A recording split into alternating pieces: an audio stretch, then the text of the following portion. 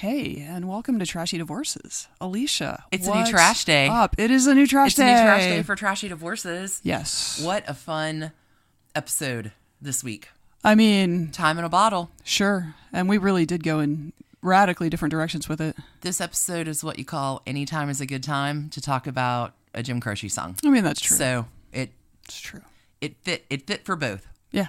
What have we got to talk about before we talk about our episode this week? We have new patrons. We do. On Patreon. Who have we got?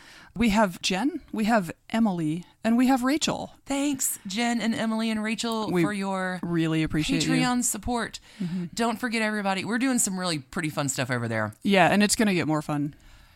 It is going to get so much more fun. Right now, you're getting some fun, trashy tidbits. We just changed Patreon levels over. Mm-hmm. So for as little as $2 a month, you can join us and get stuff. Like weekly trashy tidbits, early access to episodes. But for the $5 level and the $10 level, there are some new benefits. And my secret hint that I'm going to drop right here, do not skip the middle part of this episode because I have some fun in so many more ways than what you know. You do. Fun coming. Thanks, ladies, for your support on Patreon. You rock. Check us out there if you're interested. This week on Trashy Divorces. We, God, we have like a mega famous person, and then we have a less mega famous couple, I think, but really trashy people. So trashy. You covered who this week, Stacie? The divorce of Harry and Linda Macklowe. He's a real estate developer in New York City. They were married for 57 years before he revealed his affair and left to move in with his girlfriend. Confirmed asshole. Yeah. Seriously, 50. And he almost blew up New York City one time.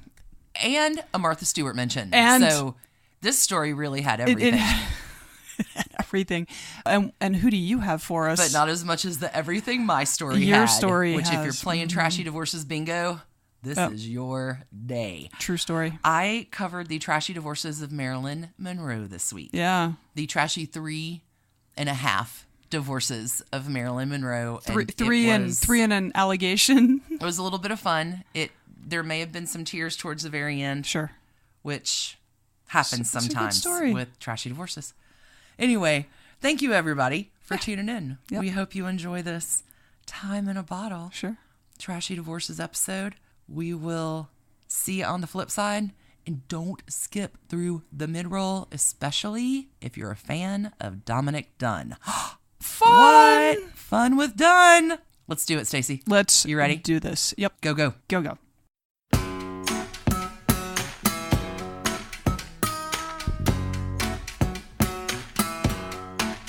Hey, Stacie. Hey, Alicia. You have kind of a interesting divorce this week. I do. I have notable people who I'm not sure how famous they are outside of New York City. What I know is there's a lot of art. There's $1 billion worth of art. Seriously? $1 billion worth of art? Mm-hmm. Holy fuck. Mm-hmm. And I know there's a long time marriage. 57 years. Holy cow. Like, why do you get divorced after that? Tell me your story. Well, because the mistress is only 60. Oh, Jesus. I have so many questions. What do you have? You want to talk for Trashy You want to talk this week? Time in a bottle? Okay. So I'm talking. The first thing that I'd like to do is talk time in a bottle. I'm talking a very mean, very rich couple, married 57 years, as noted. Before the husband comes home and says, "Hey, baby, by the way, I have a girlfriend and I'm moving in with her today." No. Right this minute. And out he goes. Boom. 57 years? Welcome to the Macklowes of New York City. Boom. So that is what happened to Linda Macklowe, art collector, and wife of New York City real estate developer Harry Macklowe in May of 2016. So fairly recently. Mm-hmm, both were pushing 80 at the time. They're both still kicking, and boy, do they kick hard.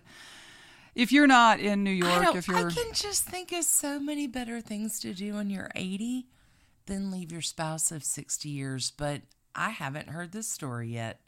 Continue. I mean, I'm not saying right or wrong. Like, I don't. Like, by that time, haven't you gotten it figured out? No, clearly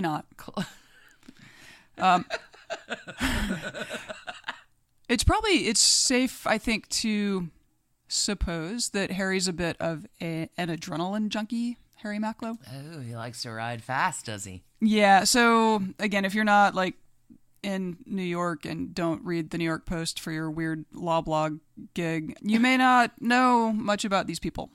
So tell us all. All right, so Harry Macklowe was born in 1937 and raised in New Rochelle, New York.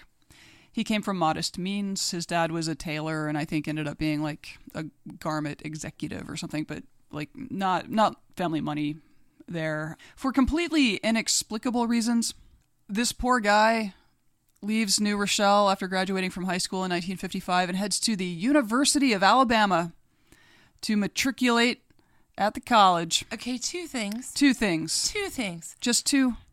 Just two. Okay. I noticed you left out a birthday, just a general year, which I can actually verify for you because I went on the hunt because I had a lot of questions. Pretty sure it's early August. With your rando interjection shout outs and research this week that I was curious.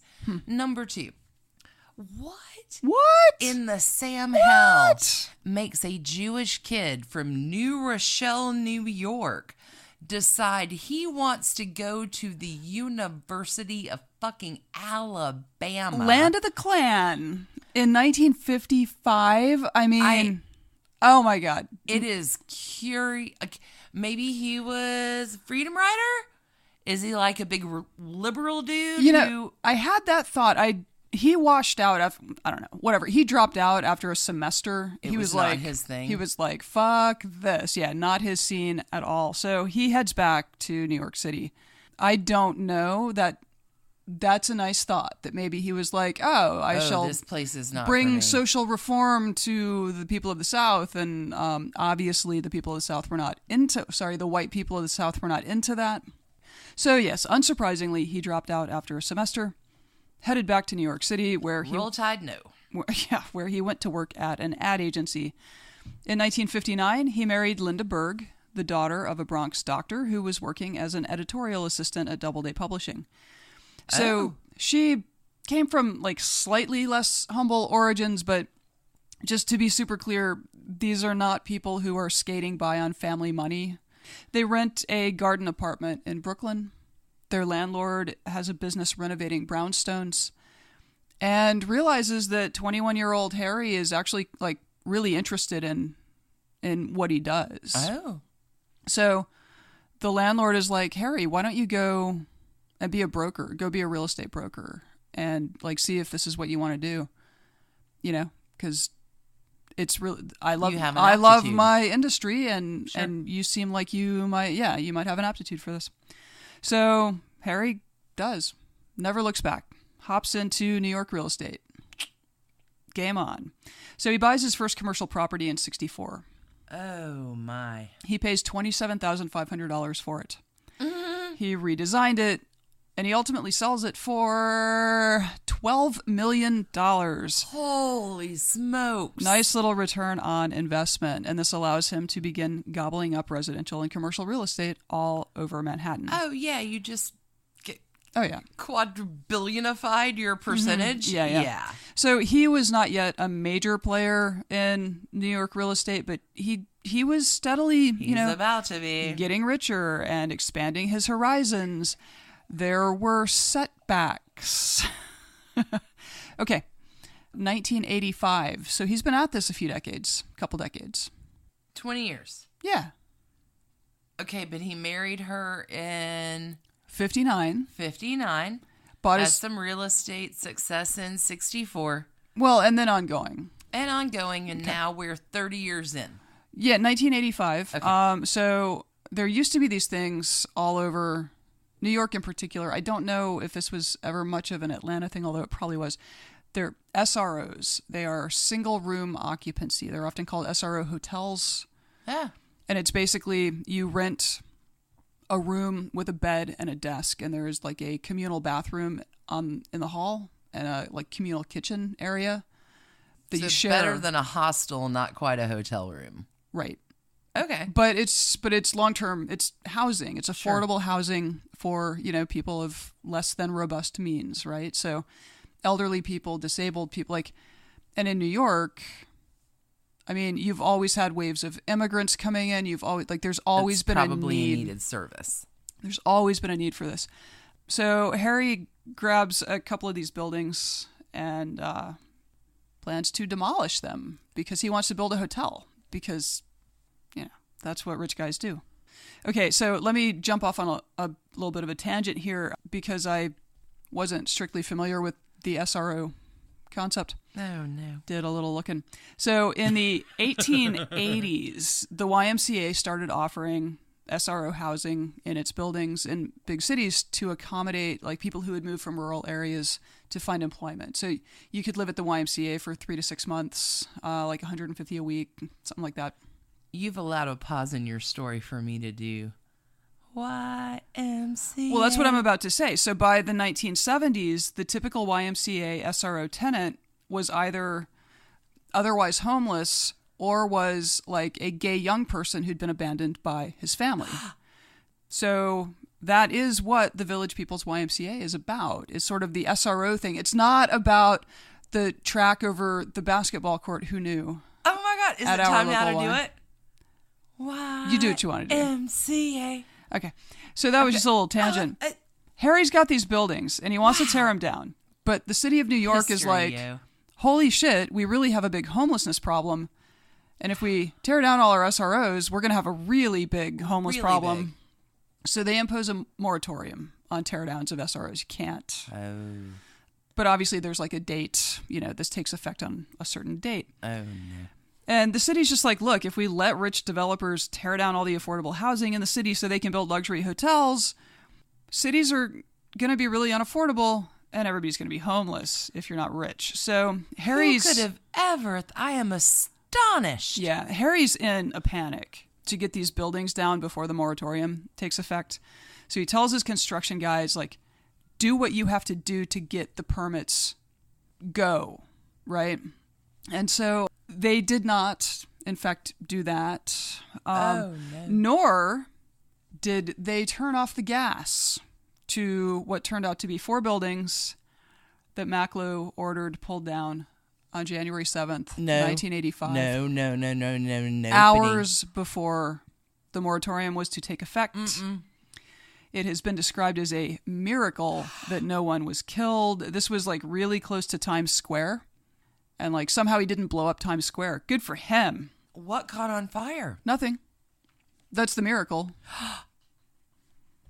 So two of his employees were charged with reckless endangerment. Oh, Jesus. One of them ended up pleading guilty to criminal mischief or some misdemeanor. Okay, Macklowe himself was, of course, not indicted, but the city sued him. He ended up paying a fine of $2 million, and he was banned from building on the site for 4 years as punishment. Wow. Okay, but he's Harry Macklowe, so he sues back and takes it to the Supreme Court. Sure he and does. Argues his rights are being violated by this ban. And in fact, the Supreme Court is oh my gosh, rich guy. In fact, the city of New York is imperiling your civil rights. And so what year is this? This would have been 80. Well, okay, within 85 was when the teardown happened. By 87, he's building the Hotel Macklowe on the site he wasn't supposed to be able to build on for 4 years. Oh, sweet Jesus Christ. So, all right, his professional life had plenty of ups and downs, but at home, he and Linda were doing pretty standard married people things. They had 2 kids, Billy and Liz. Oh, and, that dream. Liz had her own trashy divorce, by the way, that we'll probably pop onto Patreon.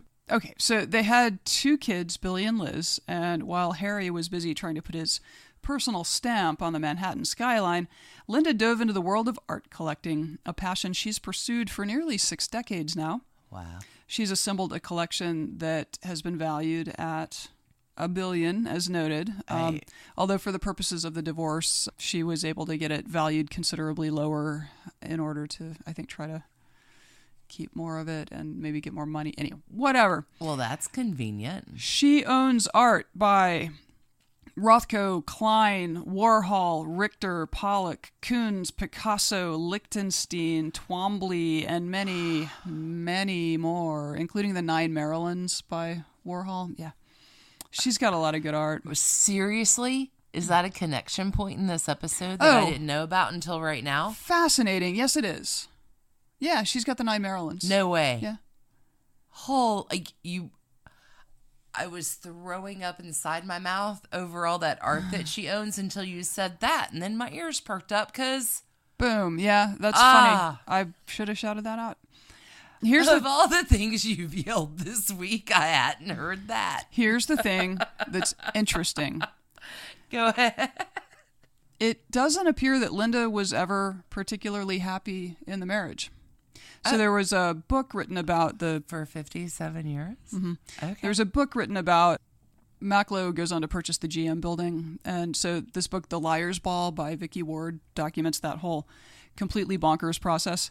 Now that the New York real estate scene is sort of national in scope, with the president being the president, it's a more interesting read than I would have expected. In any case, Ward says that the Macklowe relationship has often been compared to an Edward Albee play, and if you're not super clear on that, that is not a compliment. No, Who's Afraid of Virginia Woolf? It's bad. It's Yeah, so Ward quotes Harry saying, "She said, I could have had a different life. I should have divorced him." But then she goes on and describes how inseparable they are. A friend is quoted as saying, "They drive each other crazy and they can't live without each other," which, that's how some marriages are. What? Don't be married to someone that drives you crazy. I don't know. Some people like being driven crazy, I think. Harry seems to have always believed that he had married above his station. He'd say stuff like, "She's brilliant. She's just fantastic. I don't know why she married me, but she's extraordinary." A close friend of Linda's is quoted as saying that she was stunning when Harry first met her, and said she's extremely funny, a feminine version of Woody Allen, but really, really sped up. She's hypercritical of everything and everybody. So I think the friend is saying she's super fun to sit with at parties because it's all catty. But obviously within the marriage, that probably was both good and bad given Harry's penchant for being Harry. So because Harry is no slouch when it comes to getting his way, we are going to take a look at the small 1990s war that broke out in East Hampton when Martha Stewart moved into a Georgia Pond home beside the Macklowes. Oh, no. So Georgia Pond is Is this guy gonna fuck with Martha Stewart? Oh, yeah. No, he chases Martha Stewart out of the Hamptons. Oh, I'm pouring another glass of wine. Yeah, you should probably pour a glass of wine. So Georgia Pond is the summer White House for Bill Clinton was at Georgia Pond. It is some of the most exclusive real estate in the world. Wow. In the 90s, when Martha Stewart spent $3 million on a house there, the odd vacant lot, not many existed, but the ones that did started at $2 million. Oh my! With nothing on them. Oh, just dirt. If you want to build dirt and sand, you want to build. The starter cost is $2 million just for the dirt. So the skirmish began when the Macklowes planted some trees and bushes on property that Martha Stewart said was hers. It was over the property line on her side. So she takes it to the zoning board. You know what? You know who's in the details? Martha Stewart. Martha fucking Stewart. If she tells me that what I've done is on her property line, I'm probably going to believe. I'm pretty sure that she's taken a ruler and she's sort of a 6 degrees of trashy divorces separation. A little bit. She comes in a few of these, and if she's not always plucky, I love her. Go ahead. Okay, so she goes to the zoning board, which is completely what you would expect Martha Stewart to do, and lays out her case, and the zoning board's a bunch of these You're right, Martha Stewart. On your property. You're always right. So here is authorization to remove 14 trees and shrubs out of the 100 or so that Harry had planted. Oh, no. So Harry was ready and was already in court where he was going to sue to get a restraining order to stop the zoning board from issuing the authorization. Because he's going to appeal a property line? Yeah. Sure. And so, yeah, so he's on it. in court already. Like, I guess he knows that she's going to get the approval. So he's already in court, restraining order in hand. But Martha Stewart is smarter than Harry. And Martha Stewart, in 1995, had armed everyone in her employ with cellular phones. And so her lawyer is at the zoning board meeting, gets the approval, calls the gardener who's standing by the trees and is like, okay, go ahead. And Harry is like racing in a car, I guess. So like, it's the motherfucking M team. Hand deliver. We're on it. Yeah, to hand deliver his injunction. And by the time he gets to Martha Stewart's house, 7 of the 14 disputed plants are gone. Disputed plants. The M team. Who has cell phones in 1995? People who work for Martha Stewart. Da-da. This dispute dragged on for years. Oh, it was the subject of at least 6 lawsuits. It became so... 6? At least. Wow. It became so heated that Martha eventually abandoned the home, just gave her daughter the title. Her daughter sold it in 2004 for about 3 times what Martha Stewart paid for it. Like Martha's like, I'm out. Never doing this again. Wow. Okay, another fun story about Georgia Pond, which is like a little... Yeah. It's like a weird little blob off the Atlantic. Like, it is a pond, but the Atlantic water flows into it. Anyway, because it was the summer White House for the Clintons, there's a story. So Georgia Pond got drained around that time. Like, they went back to D.C. at the end of the summer, and Georgia Pond was drained. And the rumor... I'm waiting for my true crime... No one knows for sure, but the story that went around Georgia Pond was that the Secret Service drained it to check for submarines. Just to make sure. Just checking. Okay. I want to say it's Ron Perlman had a house there, and one summer he rented every canoe in East Hampton to keep people from paddling by his property. Oh.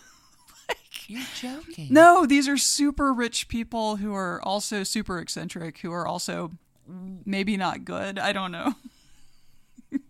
I hope I'm not sure it was Ron Perlman, but anyway, Calvin Klein used to live there. Like it is high dollar. It's high dollar. It's high dollar. A different case I wrote up. There was a house on Georgia Beach, so it's like right around there, that rents for $750,000 a year. I mean, pricey. It's pricey real estate. Okay. You own 9 Marilyns. Okay. I don't know why we're being stingy about 14 plants and bushes, but please continue. Well, because Harry's a dick, right? Okay, clearly. So Harry Macklowe chases Martha Stewart out of the Hamptons. That is, boom. Like, Martha Stewart is an angel. Yeah. Okay, let's jump ahead to the early 2000s. In New York City, Harry Macklowe is still the guy who illegally pulled down the SRO hotels in the middle of the night and somehow managed not to blow up Times Square or be indicted.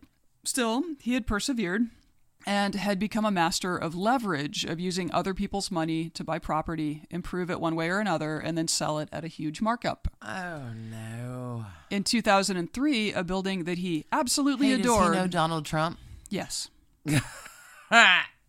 In fact... Wait for it. In 2003, a building that he absolutely adored was about to come onto the market. So he set his sights on what would become the biggest and by far the most significant property purchase of his career. It was the General Motors building, owned at the time by a consortium of owners, including Donald Trump. Oh, God. Until very recently, it had 4-foot-tall Trump, letters on it. There was a legal fight. Anyway. So it was the General Motors building, and to buy it, all that Harry needed to do was outbid 24 vastly richer bidders by pulling together $1.4 billion of other people's money. Sure, that's easy. Which he did. Oh, God. Nearly all of it provided by Deutsche Bank. And the cast of characters here is pretty bonkers. Like... You're joking. Steve Mnuchin, the current Treasury Secretary, some of the loan came from him. I am so glad I brought in a bottle of wine for this. Yeah, so Donald Trump had sweet Peter. He bought it with an insurance company, and the insurance company, of course, put up all the money. Trump didn't. But Trump took out this I'm sorry. big ad that was like, I own the General Motors building. I paid $700 million. Like, he didn't pay anything for it. Oh, Jesus Christ. What year is this? This was 2003, and I think they bought it in 98. Lord. Yeah, so basically the insurance company went into bankruptcy and needed to offload the building. And they needed to get Trump's name off of it in order to be able to sell it, because nobody will touch things because Trump ruins everything. I am shocked. So, yeah, okay. Harry succeeded in getting this $1.4 billion and buys the GM building is an entire city block. It is larger than most other structures. Like, it is... No, it's kind of a big deal. Ginormous. KOABD. Yeah. And so, it's commercial, but, you can only get so much in rent, right? And so people roundly decided that Harry had just way overpaid for this property. And, like, the other bidders who'd been outbid were like, you know what? Just sit back, because this guy, give him a year. He's going to be drowning in debt. Yeah. This is going to fall into our laps yet. Just you wait. Can you be wrong and right at the same time? It turns out, yes. Oh my, how? Well, so Harry understood that getting better tenants into the building was the way to grow the rent base. So aside from doing basic reno stuff to de-Trumpify the building, Trump had covered the lobby with green marble or something, which just looked 1960s horrible. So, he kind of updates it and cleans it up, de-Trumps it. So he sets up a meeting with Steve Jobs in Cupertino, California. Oh, Jesus, really? And together they come up with the idea of a 30-foot-high glass cube for, to house the flagship Apple store on Fifth Avenue. It opened in 2006, and it was a marvel. This is how Vicky Ward described it in The Liar's Ball. At the opening, Harry was joined by his wife, Linda, who was beaming. I remember the reception they had on a beautiful spring day for the opening of the Apple store, says one of Linda's best friends. And that was Harry's defining moment. I've never seen the guy so happy. All of his friends, all of his colleagues were there. And this thing was just fantastic. And that was the only time that I ever saw Harry and Linda really mutually proud about something. Other than that, it was always Linda with the art collection and Harry with his business. Wow.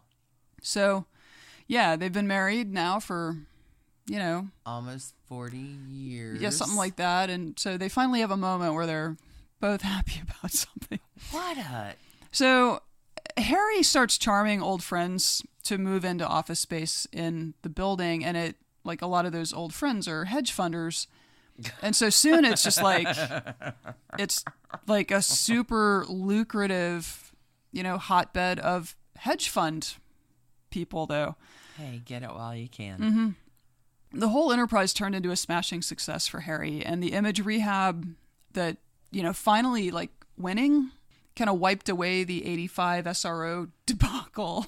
I didn't burn down the city part. That part. And it seemed to open doors for Linda, too, and she became a Guggenheim trustee in 2007. Later, she became a trustee at the Metropolitan Museum of Art. Holy cats. Also in 2007, Jana Bullock, the Russian-American real estate investor that we talked about in the season finale of season 1 with the house on East 12th Street or whatever. Oh, yeah. She also became a Guggenheim trustee that year.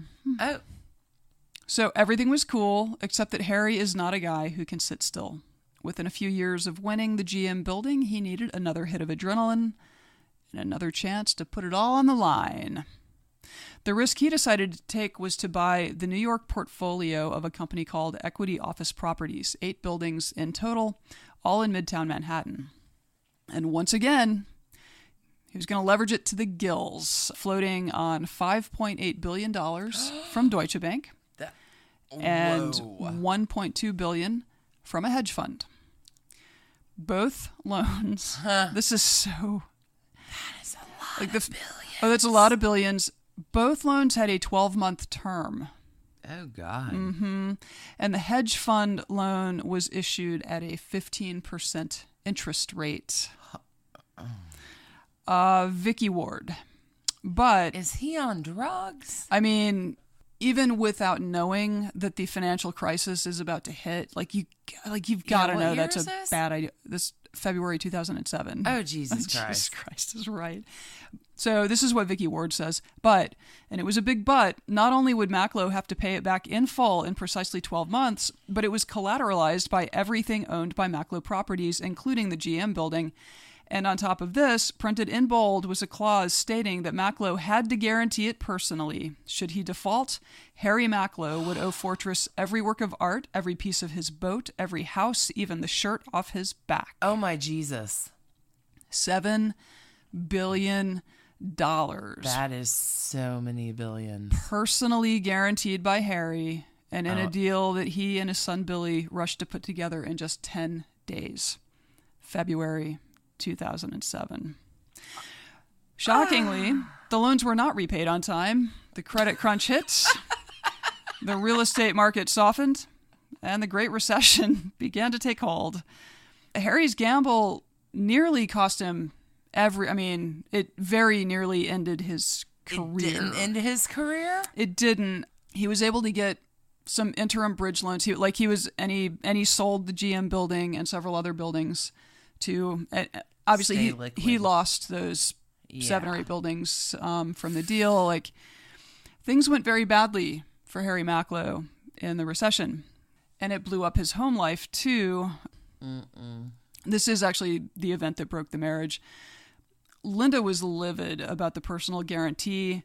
She was angry that Harry had been stupid enough to lose the crown jewel of his empire, that he had put his family in jeopardy, that he had put his future in jeopardy, that he had put everything on the line.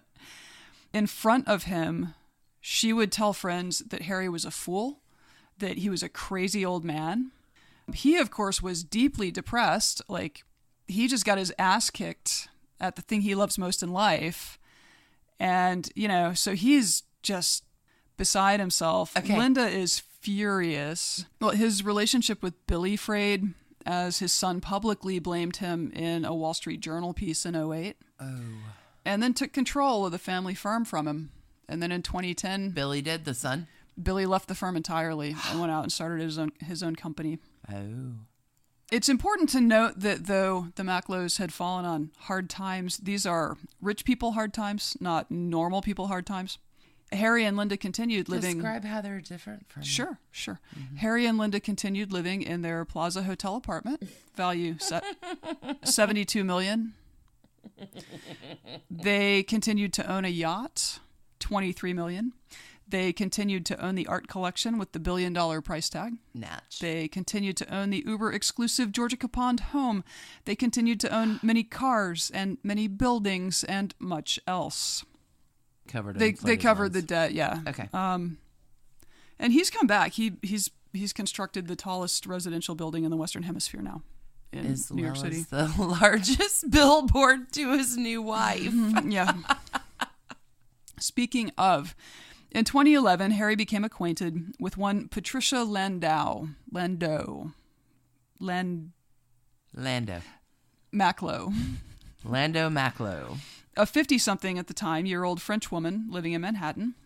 Oui. She's the president of a charity and a former fashion executive. She worked for Karl Lagerfeld and anyway. A couple of years later, they run into each other again and boy, were there sparks.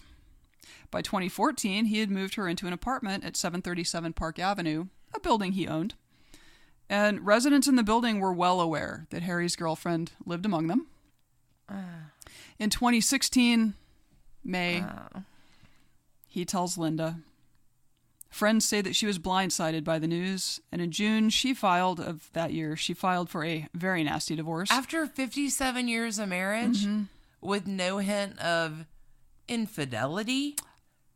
I mean, you have your gambling. He's been a rich guy. Snort buildings up my nose and flirt with the wild side of financial crimes, but aside from, I'd be surprised if Warren Buffett was having affairs, but mostly rich guys have affairs. What makes you decide after a love-hate relationship of 57 years to, he's in love. Your 57-year-old mistress. Please continue. And he's in love. Oh, okay. Wow. So Linda files for divorce. that played out over the next year and a half. Headlines roared, $2 billion divorce. These two could not agree on anything. But as is his wont, Harry treated it like war. At one point, he sued Billy for $300 million, claiming that Billy had stolen several URLs associated with Harry's business. Friends just said that Harry was mad that Billy had sided with his mom in the divorce. About a year into the process, Harry told reporters that he'd give Linda half of his $2 billion fortune if she'd settled the divorce that day. Okay, there was no... This is all a collection of, like, property and art, and, like, it's not... Nobody... He's not sitting on $2 billion in cash that he can just write a check for $1 billion. No. So the whole thing was ridiculous and mean. At best. Yeah, and mean, because then people are asking her, like, wow, he offered you $1 billion. Why don't you just take it? And at the end of the day, that is what she ended up walking away with half anyway. All of their earning years had been spent together, so it's an equitable distribution state. Anyway, after his I'll give her $1 billion to go away, he tells reporters a bunch of take my wife jokes, which are actually pretty funny. Okay, I'm gonna share a couple. No. Okay, a thief is on trial for stealing a can of peaches. The judge says, "How many peaches were in the can?" And the thief replies, 6.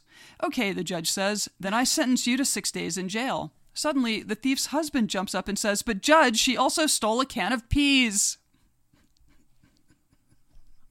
Oh, God. Okay, he told another joke in a different interview. Okay. He's a funny guy. I mean, I can see... funny guy. I went to pay respects to my parents' grave. When I walked down the cemetery path, a man was on his knees at another grave, bending forward, crying, "Oh, why did you die?" I said a solemn prayer at my parents' grave, and when I returned, he was still on his knees wailing, "Oh, why did you die?" I said, "You must be very bereaved. Who died?" He said, "I've never met him. He was my wife's first husband." Oh, Jesus. Ba-dum-bum. But, So, surprisingly, there's been a lot of passive aggression involved in this divorce. I am astounded. Okay, apparently Linda hates being outside of the city. Like, she doesn't like to go to the Hamptons. She doesn't like a company. Like, the city is where she wants to be, not out in what she calls the country. Sure, that Tony Rich part of the Hamptons is the country. I totally get it. Oh, my God. Okay, so this is the person who says, "Oh, that Georgia Pond house, that's mine." And Harry's like, "Okay, fine." So he buys another one in view of the first one for he and Patricia to hang out in. That was $10.6 million. Harry also claimed to be broke when the divorce trial opened, for some reason thinking that the type of tax dodge accounting that real estate moguls use with the IRS would fly in court. Sure. It did not. At one point, Linda called the New York Daily News to tell them she'd turned Harry's computer over to the FBI after finding searches for child porn on it. What? That didn't go anywhere, so I'm assuming... It didn't go anywhere? It got buried. Well, I mean, it didn't go anywhere. Okay. Finally, in December of 2018, just a few months ago, the judge finally divvied up their stuff and came up with a roughly 50-50 split of cash, debt, property. Linda gets to keep $40 million worth of art so she can keep being a cool kid at the museum. Harry gets the yacht and keeps all his commercial properties. They're still actually fighting in court because they've been having a hard time like offloading all the stuff that the decree tells them to sell. Like most of the art, they just won't hire a broker. They hired a judge at one point a retired judge to somehow auction this art off or something. So yeah, they're supposed to sell the first Georgia Pond house, but they won't agree on a value to list it at. It's very strange. You know, they're both in their early 80s. They've been super rich for many decades. And I think they just don't give a fuck about the court orders, the stuff, or even the money at this point. Oh, they're 60 years settled in their ways. So Harry married Patricia Landau in March, and to celebrate the occasion, he had banners hung from his building at 432 Park Avenue, the tallest residential building in the Western Hemisphere, Harry's most recent major gamble in New York real estate. The banners were 24 feet wide and 42 feet tall, and they showed photos of himself and Patricia. They honeymooned in Japan, following an itinerary that Harry came up with in secret to surprise Patricia. In secret? Yep. Linda keeps threatening to appeal, which is weird. How do you appeal a divorce that's done? Especially when, he's very remarried. Like, it really does seem like she was unhappy in the marriage for tiny glitch. Like, for a lot longer than he was. And so now, like, she can only focus on continuing to try to make him miserable, I guess. And since he is a newlywed with a slightly younger wife, it isn't really working. Like, he seems pretty happy. Yeah, I saw a picture of Linda at some art event with Billy, their son. Like, okay. She's, I don't know. You hope for the best, but God, 57 years of marriage, 80 years old in divorce court. Like, what a nightmare. Trashy divorces, yeah. Yeah, no, it was a pretty trashy one. Get your trash cans ready. That was amazing. I mean, that's the Macklowes. Sheesh. We're going to do some pondering about this. Now we're going to go to break. Yeah. All right. We'll be back in just a moment. Done and done. Hey, y'all. I don't know if you're like me, where Dominic Dunn may be your godfather of trash candy, but get ready. Coming to Patreon this summer, every Wednesday, starting this Wednesday, April 29th, Fun with Dunn. So much peripheral stuff that'll never land in a Trashy Divorces, but there's so much to say about him. This week, the super special Trashy behind-the-scenes Dominic Dunn stuff of Frank Sinatra and Marilyn Monroe. Join us there over on Patreon. Fun with Dunn coming at you this Wednesday. And we're back. Hey, and we're back. Alicia, you have somebody mega famous. Mega famous. Yeah. This story is why I'm pretty grateful for the Trashy Divorces lens. We get a pretty specific lens. We do. In which to tell stories through. And that's super cool because this story is something else. Sure. To tell the whole tale would take hours. I know this because we did it last night. And it went way, way, way too long. This is take 2. So I have had the opportunity to refocus my lens. Today, I'm going to be talking about the 3 Trashy Divorces of Marilyn Monroe. Maybe 3.5, but that's contested. We'll get there. Interesting. But I guarantee you are going to like it. And if there's a Trashy Divorces bingo card out there, this is your winning day. Yeah. Okay. Our fair heroine, Norma Jean Baker, was born June the 1st, 1926. She's a Gemini. She's an air sign. She's born in the charity ward in a county hospital. That is so unexpected. Like, it's sad. This is a sad. It's not a happy The tale. story I told last night was terribly sad. Not a happy tale at all. Refocus the lens. She is born to a separated Gladys Monroe Baker, who worked as a Hollywood film cutter. She's kind of a flapper girl. Okay. But she's separated, and being single with a kid is no place to be in 1926. No. She's got no money. She's got a lot of problems. First being that she suffers from paranoid schizophrenia. Oh, wow. That's... So pretty incapable of taking care of a child. By the time Norma Jean's like 7, Gladys gets her shit together enough to buy a home.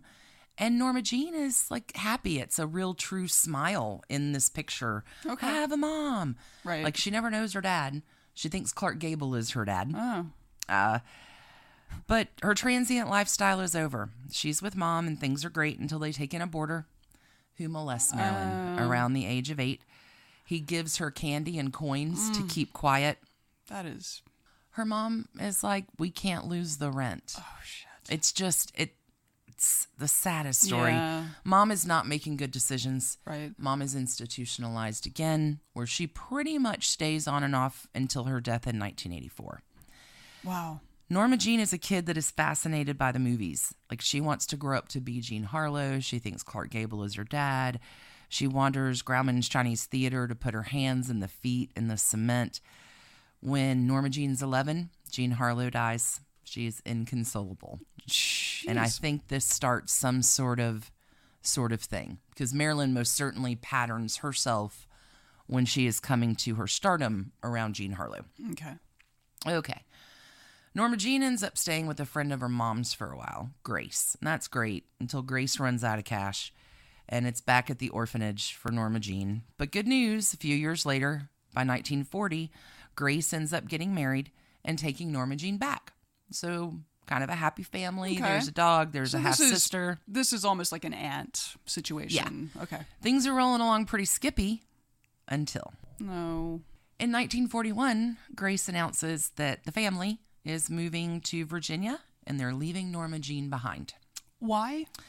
What? There are a few different lines of speculation. One is they wouldn't get any money for her from the state, so she is not financially viable. Like from the state of Virginia? They wouldn't get paid from Virginia because Norma Jean's supported out of California. She's still a ward of the state, I guess. The other supposition is that perhaps Grace's husband was molesting Norma Jean. Anyway, they got to get out of town. And everyone really dreads the thought of Norma Jean returning to an orphanage. Yeah, that seems completely needless. So Auntie Grace gets an idea. No. And goes and has a little talk with their neighbor, Mrs. Dougherty. Mrs. Dougherty is 100% in for this plan that Grace has concocted. These ladies have ideas and they're going to make it happen. Target acquired. Because I know what you're about to say. This is the worst idea I've Target ever acquired. heard of. Okay, tell me. Jim Dougherty. What is their literal plan? next door neighbor. The boy next door.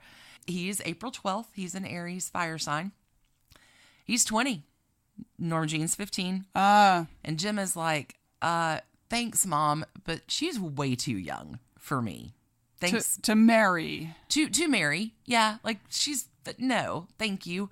But the ladies still have their plan, and there's a big factory dance that's happening at Christmas. And they're like, come on, Jim, just take her.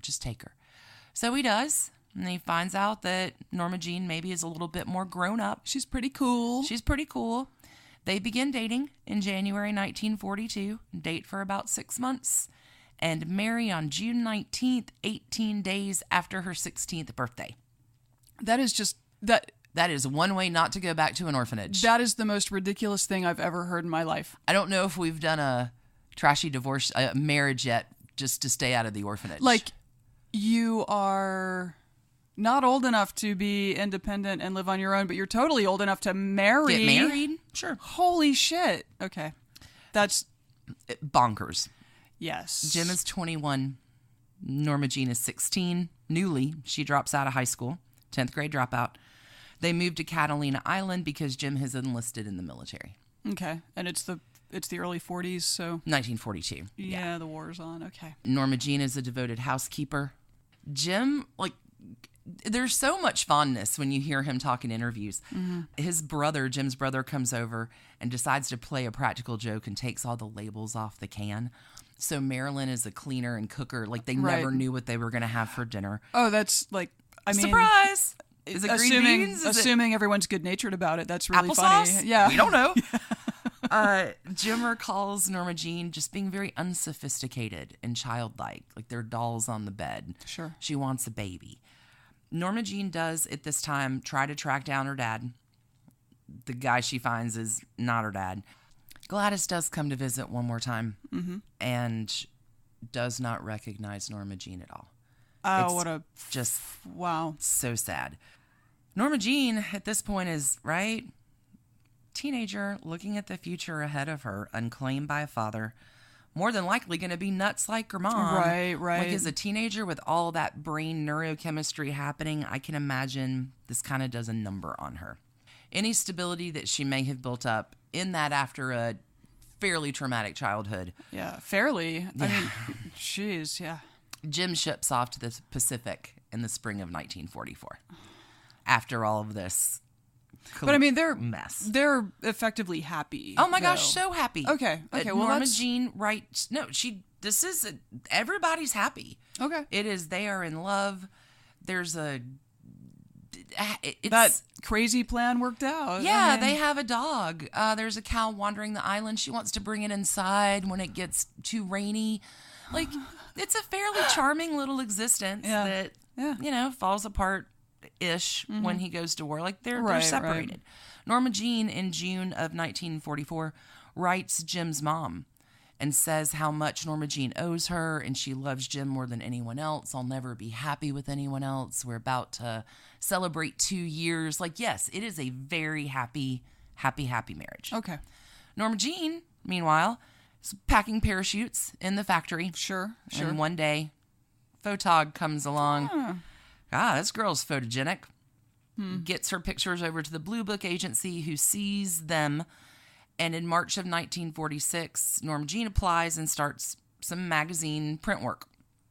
Everyone's like, yeah, you can make more money with cheesecake.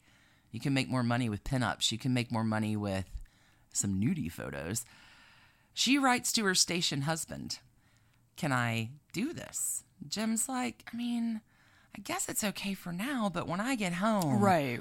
Absolutely not. You got to stop this. Right. Which, of course, happens because the camera hates her. And sure. She has nowhere to go in a career. Oh, yeah. No, I mean, like, I've never even heard of Marilyn Monroe. So within 6 months, she is making enough money to quit her job packing parachutes. Yeah. And by July of 1946, as a new platinum blonde, she's given a screen test at 20th Century Fox. And... she's really making her Jean Harlow fantasy come true. Right. She's had some agency. Jim's been gone for a few years. But Jim is coming back. And when he does, she presents him with divorce papers saying, I have to be single to get this contract at the studio. But we'll still live together. Oh. It'll be fine. But I have to divorce you to make this next step in my career. 2 movies, yeah. And you don't think that that's accurate. You think she divorced him because she was becoming more independent. And I mean, she got married at 16. You'd like to think so. She's finally lived as a functioning adult on her own. Right. She knows how to pay bills. Like, she knows how to cook dinner. There are things that she's gone to job every day. She can improvise even if there's no label on the can. That's exactly Make right. it work. Jim agrees to a divorce. She signs with 20th Century Fox for a 6-month, $75 a week contract about a month later in August 1946. Okay. In later interviews, Jim said that she was just kind and gentle, and she wasn't at all prepared to be in the toughest business in the world. Yeah. And she was way too fragile. Jim ends up being a LA police detective. He sometimes actually pulls protective duty while she is appearing later in life on film scenes and stuff. Yeah. So they didn't lose touch. I don't know if she talked to him while he was guarding the film sets. Gotcha. But okay. Yeah, he did end up marrying 3 times, just like Norma Jean. He wrote 2 books about his relationship with Marilyn after she died. This is The Trashy First Divorce. That is 1942 to 1946. My grandfather shipped off like a week after getting married or something. They had like 2 years together to really build a home. And yeah, but I think it was not uncommon for that separation to lead to significant marital strife. Sure. But divorce was uncommon at the time. So husband 1 in the books. Gone. Now we're going to scoot Nice over. Nice guy though. Can't. We're gonna save about 45 minutes of time here and scoot through a brief overview of the next bits. Summary of the next bits. Okay. So Marilyn is now Marilyn. She's 20. She can be her own boss. She's probably grown comfortable with some agency of her own. Mm-hmm. She has a contract from a movie studio, and then she doesn't. Ooh. So she ends up doing some cheesecake shots because she needs to eat. And then she starts going to some Hollywood stag parties where she ends up meeting the first of an entire set of older rich men who just happen to be some primetime Hollywood influencers. And she was basically at these parties just as a starlet, as eye candy. She's going to stag parties to get ahead. Aren't stag parties like all male? That like just you have girls there. Well, clearly. I'm just wondering, you know what? This whole thing is... It is conjecture and rumor, and I do not know, but she ends up meeting a lot of guys, older, rich, white, Hollywood movers and shakers that propel her career forward.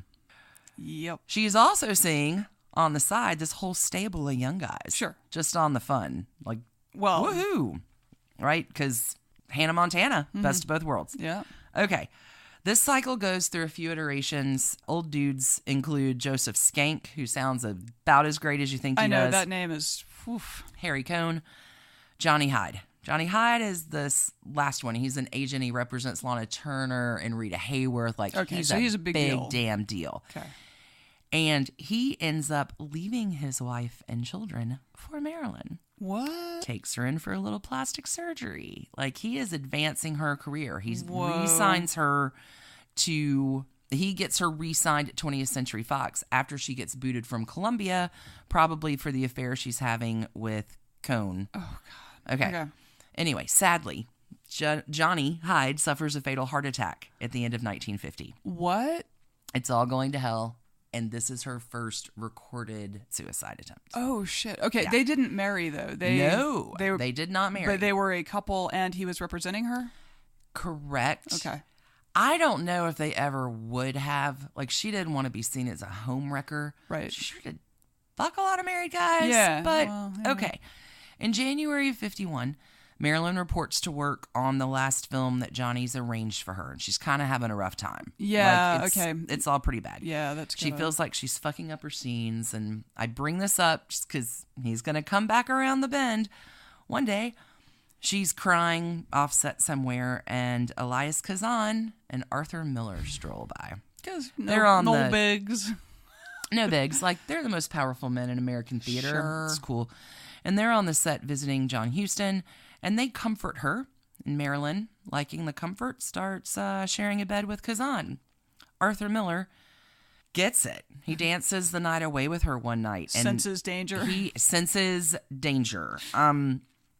He is just crazily attracted to her. She has this childlike innocence. He's married with kids. And rightly, she terrifies him. And in the only smart move that he makes in this entire story, he promptly gets on a plane and hightails it back to New York. Wow, okay. He senses that much danger. Interesting, okay. That he's out of here. Kazan sticks around long enough for Marilyn to announce that she's pregnant. And he bails. There's no baby, so I don't know if she had an abortion or a miscarriage. That is uncertain. This takes us up to about June of 1952 during the filming of Niagara. There's this guy, Robert Slatzer, who has claimed through the years that, in fact, during filming of this movie, he and Marilyn could not deny their love for each other any longer and drive to get married. Where do you think? Yes. Tijuana! And there's your bingo. They drive to Tijuana and get married. Maybe. Allegedly. Daryl Zanuck, head of her studio, finds out and immediately summons the couple. I want this undone as quickly as possible. Oh, so shit. Back off to Tijuana they go, where they bribe the officials that did it and burn the evidence. Whoa. Numerous biographers debate this claim. They Whoa. cannot validate this story. Britney Spears and whoever that first husband was. Total speculation, right? Like, can't be validated. Okay. But I had to mention it for not only the Tijuana marriage, right, but the quickie Tijuana divorce on the heels of it. Like, it is trashy divorces bingo. Sure. Okay. So 1953. Maybe a marriage and a half and a divorce and a half. Enter Joe DiMaggio. Oh. The most famous baseball player Joltin' Joe. in the world. Joltin' Joe. November 25th. Sagittarius. Fire sign. He sees her photo, and he... Oh, I'm sure. Can't even stand it. He has to meet her. Mm-hmm. The day after their first date, Marilyn is talking to a friend of hers the next day, like, I just had dinner with the most interesting Italian man. Oh, my God. And her friend's like, who'd you go out to dinner with? Oh, some guy named Joe DiMaggio. And he's like, really? He's the greatest baseball player. And she's like, oh, we didn't talk about baseball at all. Like, he is hooked on her. Courts her like crazy. 4 months in, he takes her to meet his big Italian family with the pasta and the aprons. Oh, sure, and sure. Marilyn, who's always wanted a family, Right, big gets family. it, loves it. Marinara, Welcome to the relationship of push and pull. meatballs. Oh, yeah. She's a bombshell. Mm-hmm. She exudes sexuality. Mm-hmm. And it becomes a cause of conflict. So, like, what Joe loves about her is what also he gets a little angry about. Sure, sometimes. jealous, yeah. She makes 3 movies in 1953, more money for Fox than any other Hollywood actress, $25 million that year. Whoa. But also in 1953, her past cheesecake photos come out. Oh. And she kind of flips the script. She's like, I was hungry. I needed to eat, and all I had on was the radio. Ha ha. Or like, she makes the most of it. But definitely Joe DiMaggio does not hurt her PR image in reclaiming that. Sure. Hugh Hefner in December decides to use some of those photos to launch his Playboy magazine. Prints 50,000 copies that are immediately sold out.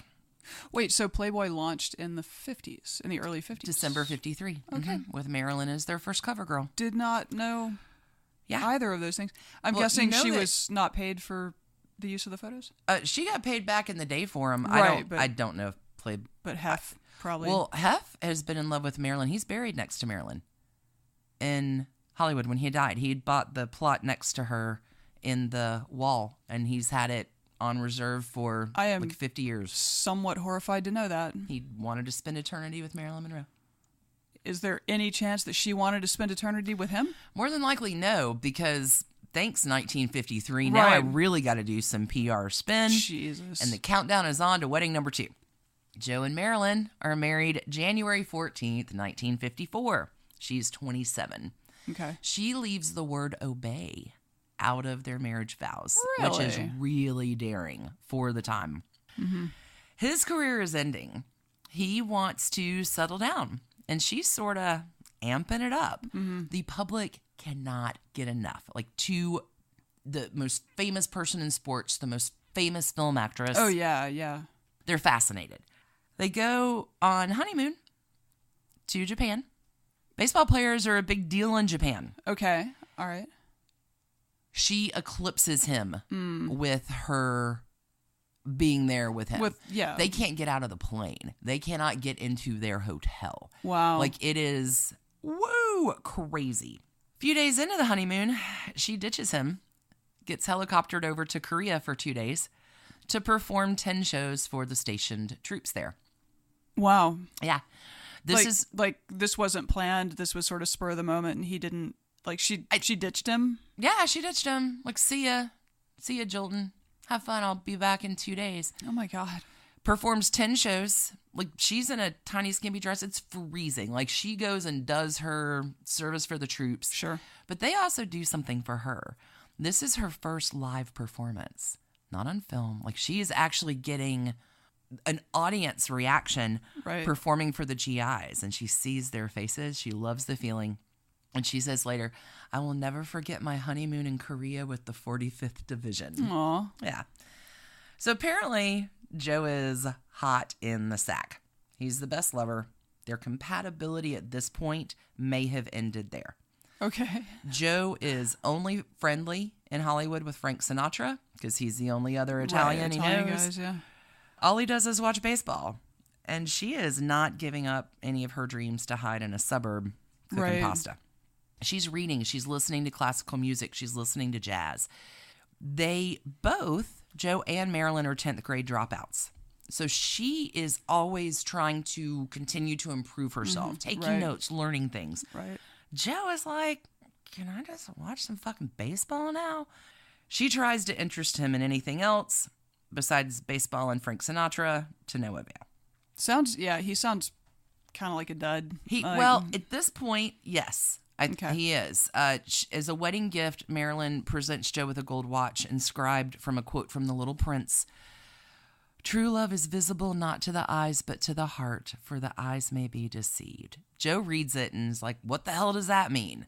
Oh, my God. She's a little bit more advanced. Yeah. Oh, and by the way, honey, now that we're married, can you go ahead and tone down your sexuality?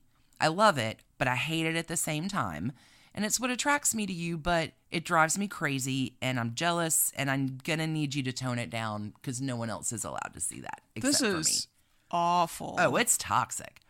So let's move on up to September. Okay. Married in January. Okay. Now it's September. She is in New York City filming for the 7-Year Itch. Okay. At 3 a.m. on one cold September night, 5,000 New Yorkers show up in the middle of the night to watch the subway white dress scene. Right, the very famous, yeah. Correct. Corner of 52nd and Lexington. 5,000 people. So in this movie, Marilyn is playing the object of a married man's fantasy. So probably great content there for Joe. Joe's big helper friend, bro dude, Walter Winchell, who just happens to be one of the top gossip columnists in the nation, is like, come on, Joe, I'll go with you, buddy. Let's go down together. Over the course of a few hours, numerous subway blow-ups. Yeah. Joe is shaking. He is trembling. There's a friend that's there that comforts him. Like, dude, it's only a movie. Like, this is public exposure. Like, it's fine. Right. Joe is mad. Tell her I'll meet her back at the hotel. Marilyn gets back to the hotel, and Joe DiMaggio promptly decides to beat her that night. After 9 months of marriage, she's done. Okay, yeah, good. She leaves, files also, for divorce. Can we pause to reflect on the fact that she literally had been working all night long and then returns to the hotel? And good for her walking out on that.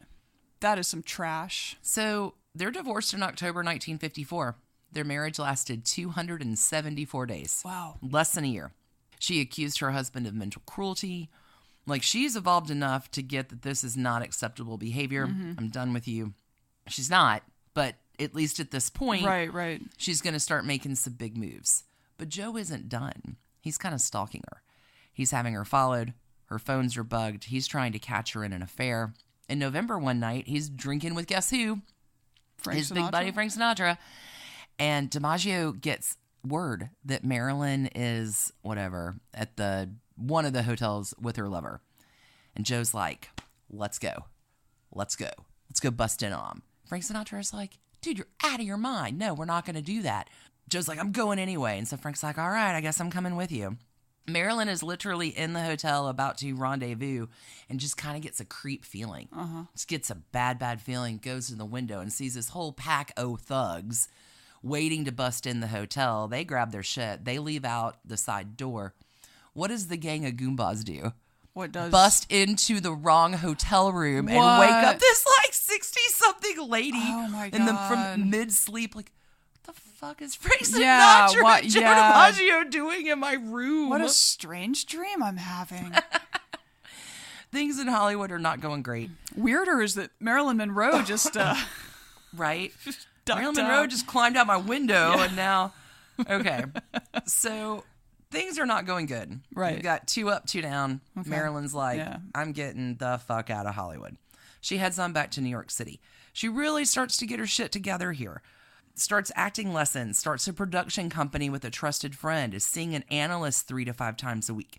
She gets the only cat she's ever going to own, Mitsu. Aw, and our cats are being so badly behaved right now. Rotten. So, like... she's making some tremendous growth. Like, she's a cat lady. She has her own apartment. She's in therapy. She's acting lessons, production company. Things are good. It's all going to work out, right? It's not all going to work out. No, because this is where it goes off the fucking rails. Because Arthur Miller. Right. Crucible. Guy who fled L.A. rather than... Hold on. I'm coming. I'm just going to take a breath. I hate this guy. Yeah. So... Arthur Miller, who fled out of town because of her hot, penetrating sexuality, they run into each other in 1955 in New York. He is an American playwright, referred to as the Jewish Shakespeare, supporter of the downtrodden, and original asshole Bernie bro. I have seen every interview. I'm serious. Like, every interview that he talks about her after her death, and I cut this part of the story, and he's jerk enough, but he's super smart. And Marilyn really... So he was unkind to her memory? Words cannot. Okay.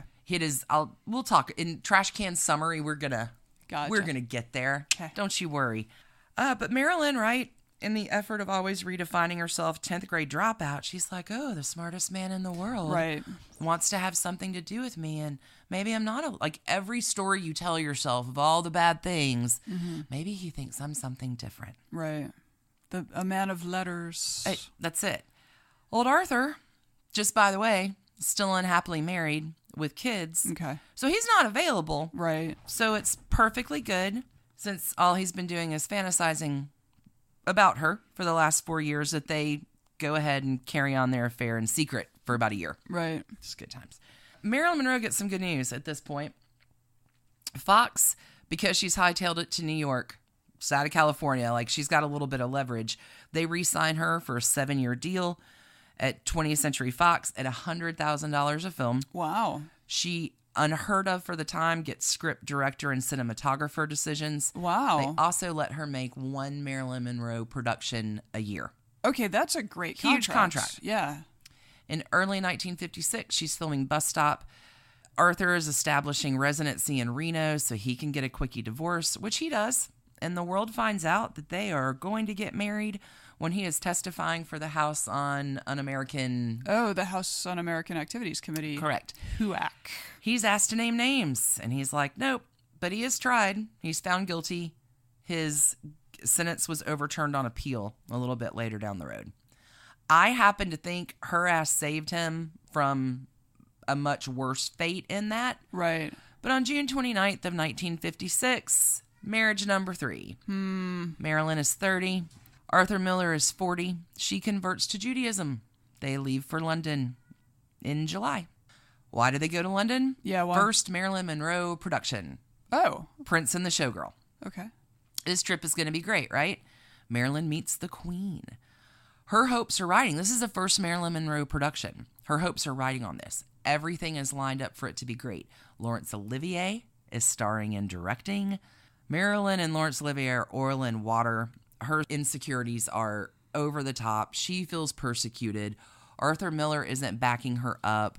Like, you hear Laurence Olivier being much kinder and more generous in interviews. Like, I didn't handle her right. It was my fault. It was not her fault. Right. He was much kinder. But all of it's going pretty bad. And she's amping up barbiturates and champagne, which is a bad mix. Yeah. She just can't get enough. Arthur is like, I didn't know how needy she was. And proceeds to write all this down in his little diary. Questions the wisdom of marrying her. He's unprepared to handle the crippling insecurities of his bride. Marilyn comes across this little diary. No. As the movie is a flop.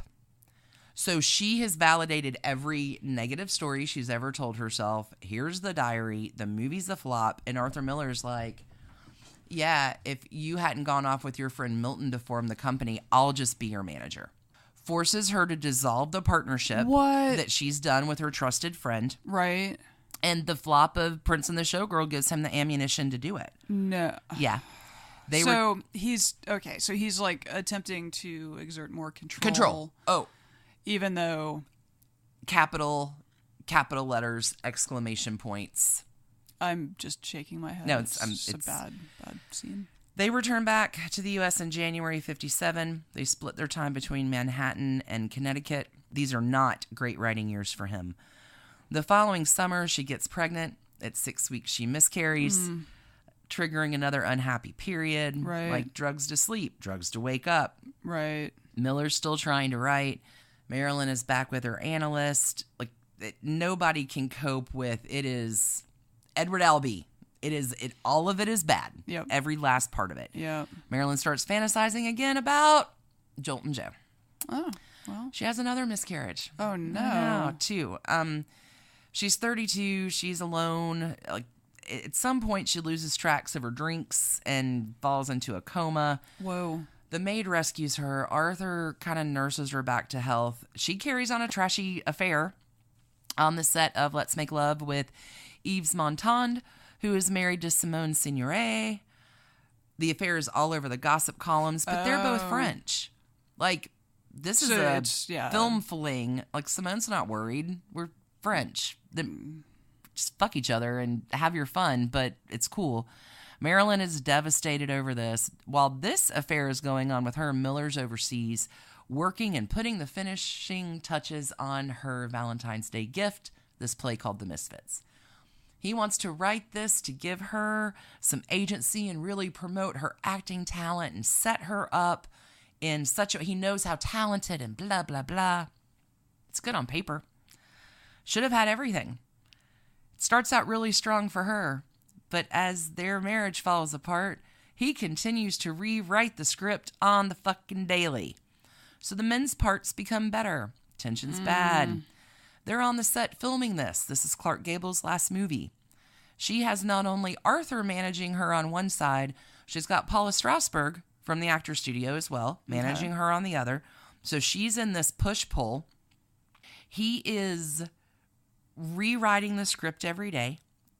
This is like, she's in crisis. He's pulling almost like a Scott Fitzgerald in Zelda, like taking all of her words. So all of her bad, Right. I'm falling, every bit of her exhaustion, her trauma, her frustration, our marriage, but you're going to go and translate it through your weird fucked up lens in this, I don't know.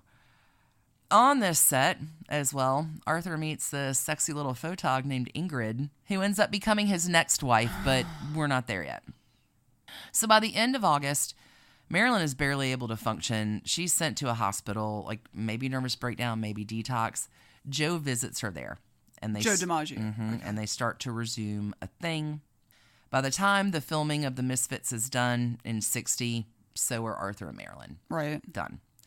They return separately to New York. Arthur comes back September the 4th and moves out. On September the 14th, Clark Gable dies of a heart attack. Ooh. And Marilyn feels really guilty about it, like she caused it because of all of her falling apart on the set. Right. It's her dad. Like, she had crippling anxiety around him. Like, Sure. she's loved him her whole life. Marilyn calls his wife and she's like, hey, he did his own stunts, man. Like, don't feel bad about it. Joe and Marilyn spend New Year's together.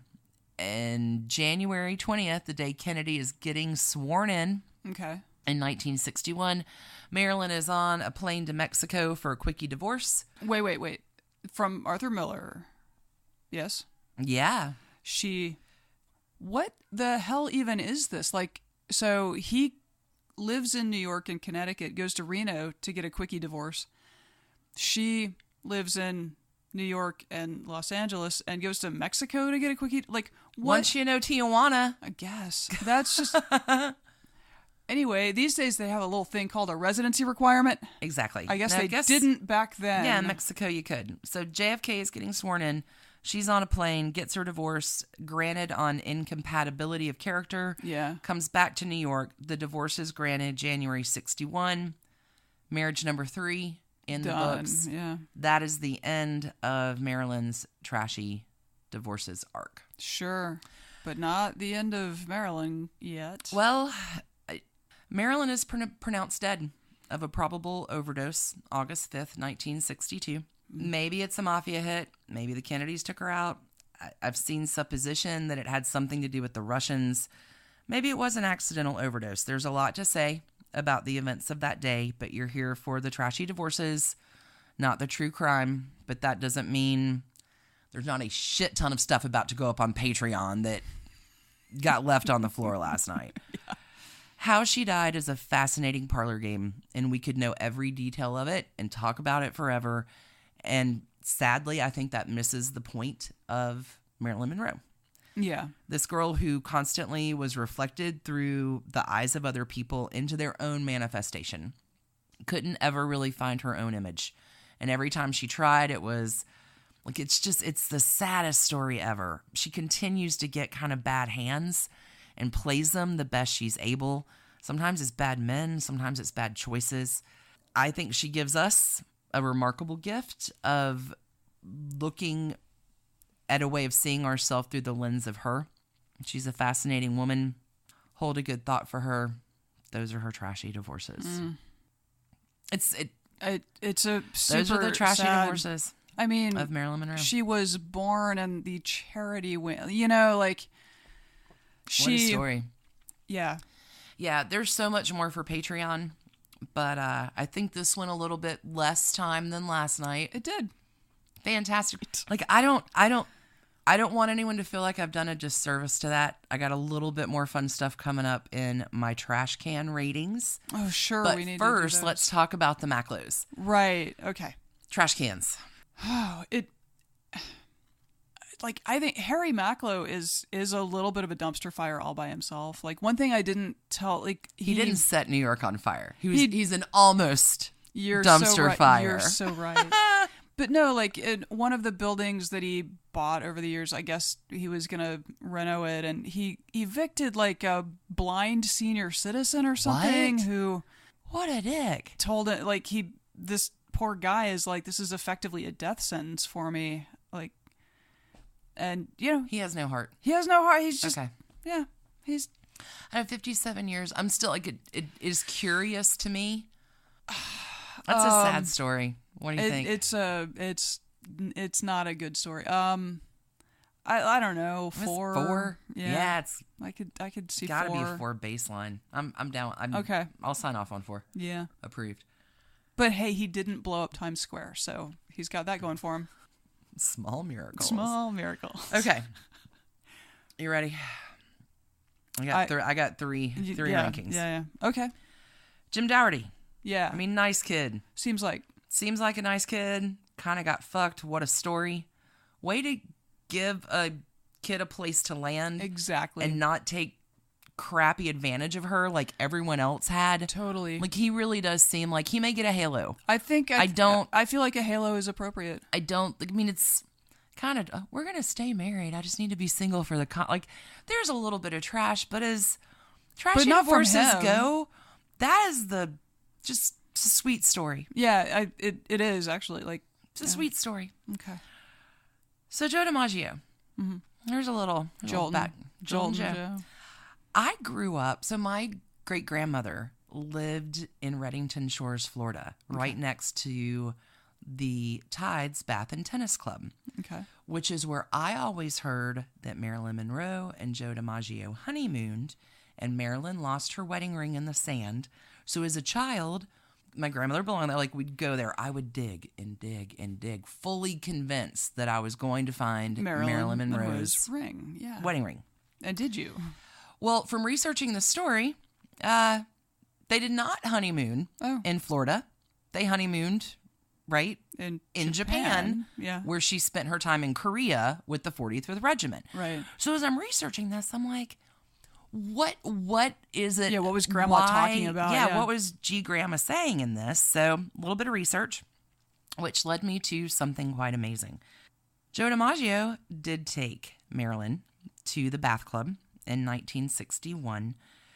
She, in this period, gets committed and can't get anyone else to spring her.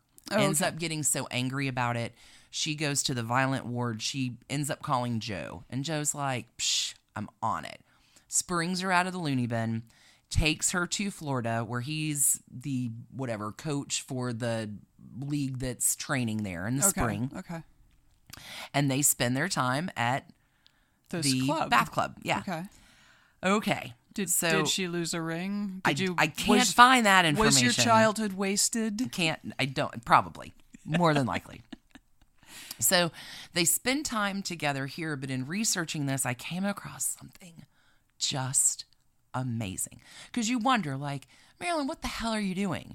Joe beat you. Your marriage lasted less than a year. Right. And as soon as you're done with Arthur Miller, sex might have been great, but you're hot-footing it back to a guy who, like, didn't treat you well. So I came across this little, this may be a crying podcast. So I find an article from the Tampa Bay area where an author has found in an auction notes Joe has made in a Sports Illustrated magazine to guide him in negotiating healthy boundaries with Marilyn. You ready? So sweet.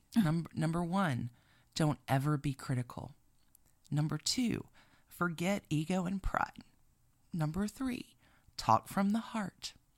Number 4, be warm, affectionate, and love. Number 5, don't be a shithead, maybe. Number 6, be patient no matter what. Number 7, no jealousy. Remember, this is not your wife. She is a fine girl, and remember how unhappy you made her. Happiness is what you strive for her. Don't talk about her business or her friends. Be friendly towards her friends.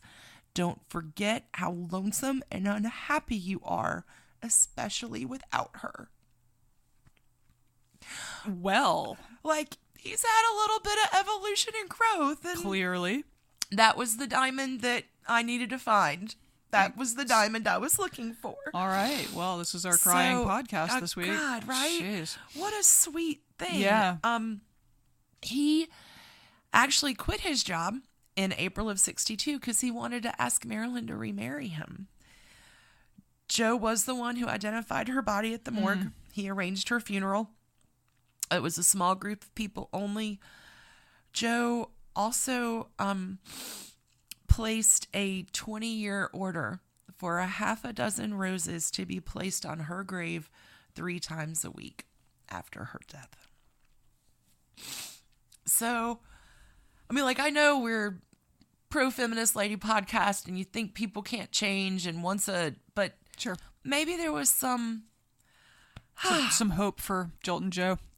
I found my After diamond. all, yeah. Okay, but we're not done. Oh, God. Okay. No, I mean, it's a pretty trashy divorce. You stalked me. Yeah. You're going to beat bugged- me up yeah. with Frank Sinatra. Like, come on. Yeah.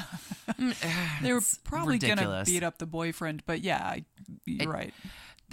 It's bad. Right. I mean, I'm 2.5, but it could have been it was so much higher before I found that little scrap of paper. Arthur Miller. It sounds like Arthur Miller's a trash pile. He publishes After the Fall, his new book, his new play in 1964, and takes a fuckload of heat.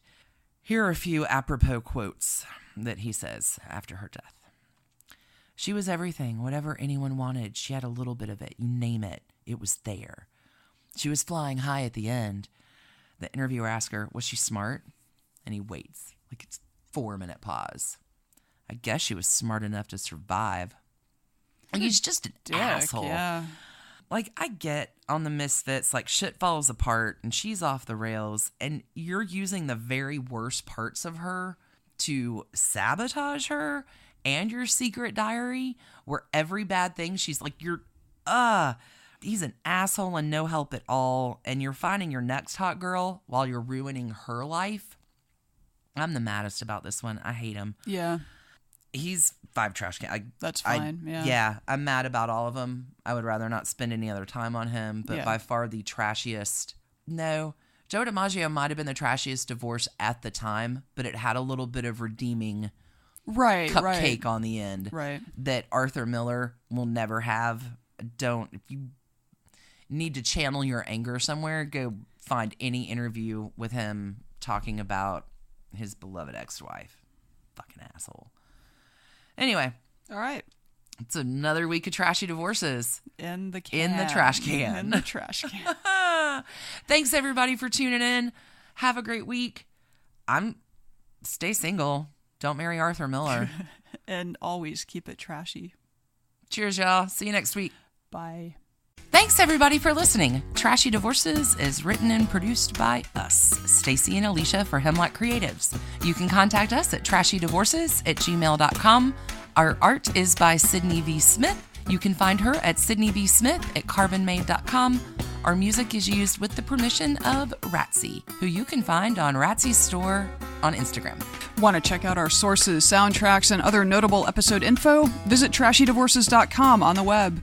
Enjoy early ad-free releases, regular bonus stories, follow-ups, and more by joining us at patreon.com/trashydivorces, starting at just $2 a month.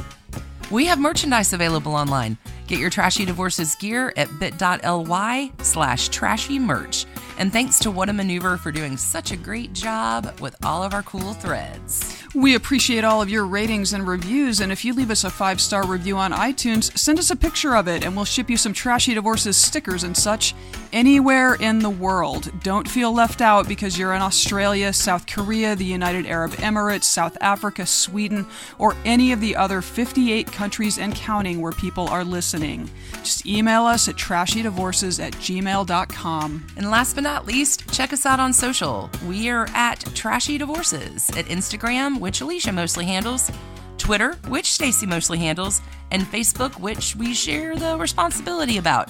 We also have a Trashy Divorces discussion group on Facebook if you want to chat with other Trashy Divorces listeners. Thanks again for listening. Keep it trashy, y'all.